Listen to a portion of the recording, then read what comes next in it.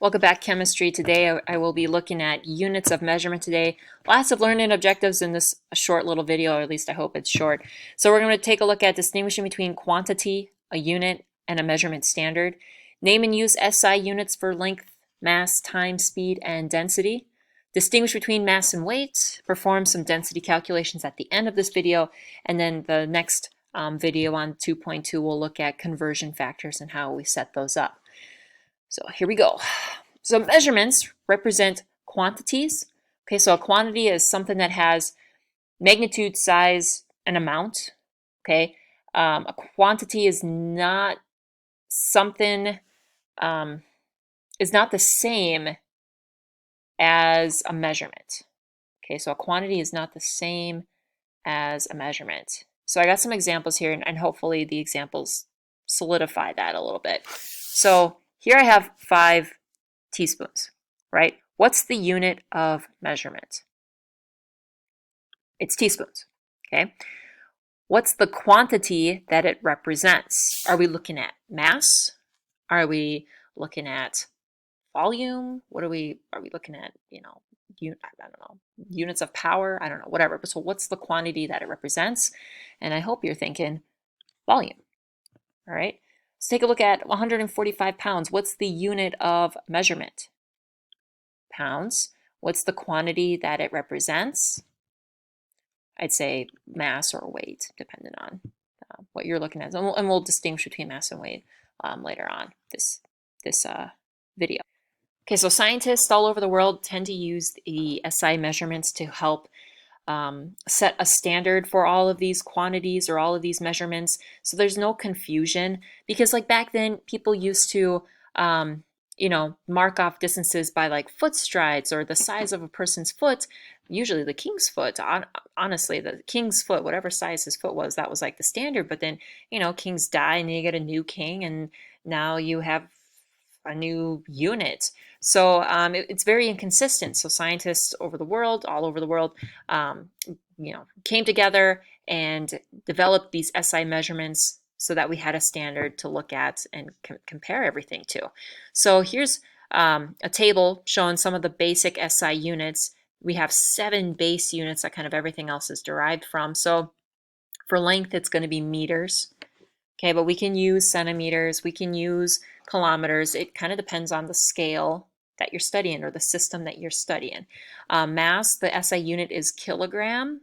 Okay, but when we're in chemistry, last week we were doing a lab and we were measuring in grams. So again, it depends on the scale that you're using. Time is seconds, electric current, the amp, thermodynamic temperature is Kelvin, but I know that we'll be using degrees Celsius in this class. The amount of substance, mole, we'll talk more about mole during stoichiometry, and then luminous intensity, the candela. Now we throw some prefixes in front of these units to indicate larger or smaller quantities. So the kilogram, okay, is that standard unit for mass, but we can use just like the base, which would be grams.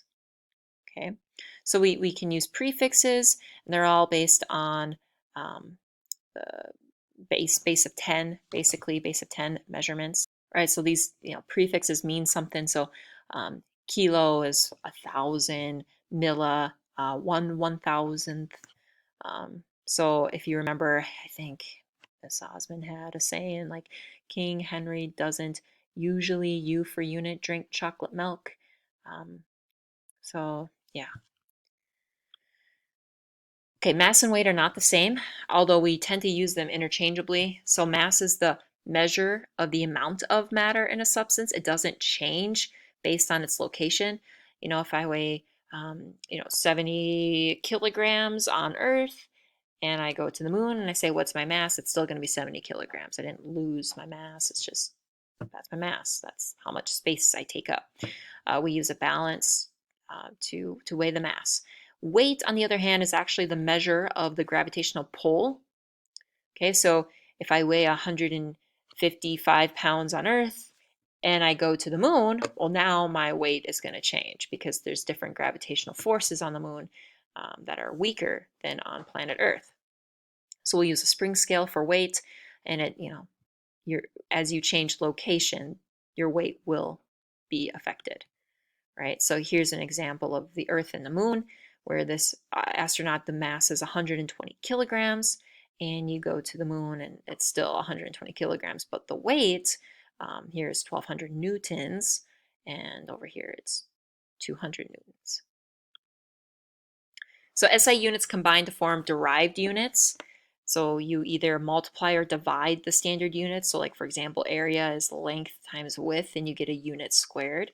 Volume is length times width times height, and you get a unit cubed.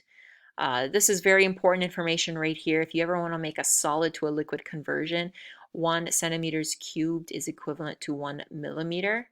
Okay, so I think we'll do that with water here. Density is mass divided by volume. So D for density, mass divided by volume. This is an intensive property. It doesn't matter the size of your sample, density for that sample will be the same. So for example, if I have 100 milliliters of water and I say, what's the density of water? You would say 1 gram per milliliter. If I had 1,000 milliliters of water, the density is still the same. And so we will actually do a quick lab. Check my calendar here on this Thursday when we do a quick density lab with water as well. I don't know if you saw that because my face is covering that up. I'm so sorry. Okay, so density of mercury is 13.534 grams per centimeters cubed, no matter how much you have of it. Now, I just realized this is a really terrible graph because it should have like units on our graph here, grams and centimeters cubed. Here's the table for it. So down here is volume in centimeters cubed, and then over here is mass in grams. And you can see that it's linear, it's proportional. No matter how much mercury you have, the density is going to be 13.534 grams centimeters cubed. So let's do some density problems. So here's our equation, D equals mass divided by volume. Calculate the density of a piece of metal if its mass is 200.0 grams and its volume is 18.9 centimeters cubed. So you set up your equation and you just plug it in and solve for your missing variable. Pretty simple math here. So we're solving for D. So D equals, all right, and mass, which one of these units is depicting or showing mass? It'd be the 201 divided by your volume, 18.9 centimeters cubed. Okay, and then you would solve for that. The density of CCl4 is 1.58 grams per milliliter. Here we are given density, and they're asking what's the mass of 95.7 milliliters. So we're solving for M. Oops, lowercase. What's the mass? And this is our volume.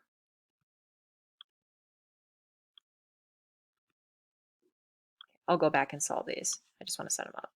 Sorry. Okay, what is the volume of 227 grams of olive oil if its density is 0.92 grams per milliliter? So we are given density. Density equals mass divided by volume. So they give us mass, and it's saying, hey, what's the volume? Capital B for volume. Okay. All right, now I'm going to get my pen, and we'll see how bad this is, right? First, I better move my face out of the way. Okay, here we go. I think I'm ready. All right, to solve for D, this one's pretty simple. 201.0 divided by 18.9. So take out your calculator, divided by 18.9, and I get 10.63. Good gravy, that's terrible. All right, now what's your unit? Okay, do my units cancel out here? No, they do not. So it's grams per centimeter squared. Okay, so I just did a quick pause and solved these because you didn't need to watch me struggle through all of this and waste your time. So for the first one here, we just took it as is, 201 divided by 18.9.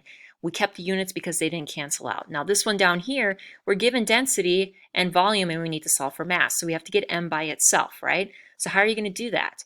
Well, you're going to take 95.7 and times it by 95.7 over 1. So you multiply both sides by 95.7. So it will cancel out on this side. 1.58 grams per milliliter times 95.7 milliliters, okay, it's going to get you 151.206 grams. So your milliliters are going to cancel out because when you multiply by 95.7 milliliters over 1, because that's what we did on this side, this is grams over milliliters. So when you have a unit on the top and the bottom, they cancel out, and you are left with grams. So over here, what's the volume of 227 grams of olive oil if the density is 0.92? I'm going to move my face again. Maybe I shouldn't record with my face, huh?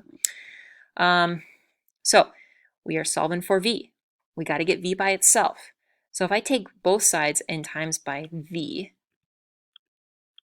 so now I got V over here and it's not on the bottom of some fraction. Now I can get V by itself by dividing 227 by 0.92 grams per milliliter. So if I divide by 0.92 grams per milliliter, oh my gosh. Maybe by the end of this, I'll be really good writing on my trackpad. 92. Jesus. I'm so sorry. All right, anyways. The grams are going to cancel out. Okay. Grams cancel out. And you will be left with milliliters. And so your answer is 246.7 milliliters. So the units match up. Milliliters is a unit of volume. Grams is a unit of mass. Density is a derived unit where you have 2, and it's caused by either multiplication or division, but in this case, division. Whoop-da. Okay, that was a lot in one video.